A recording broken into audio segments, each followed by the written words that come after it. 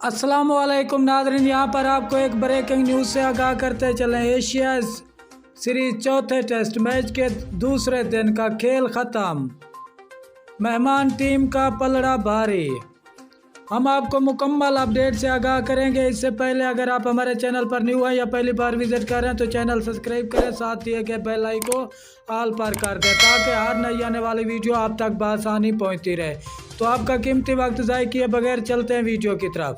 Sandy England ने चौथे test match के दूसरे दिन खेल के अख्ताम पर बगैर किसी विकेट के नुकसान के 13 रन बना लिए हैं। जब दूसरे दिन का खेल ख़त्म हुआ तो रिज़ेक करोली और हसीब उल हमीद दो रन बनाकर क्रीज पर मौजूद थे। ऑस्ट्रेलिया ने अपनी इनिंग 416 रन 8 खिलाड़ी आउट पर डिक्लेयर कर दी थी। ऑस्ट्रेलिया की जानिब से मिडल ऑर्डर बल्लेबाज उस्मान ख्वाजा 137 रन की शानदार इनिंग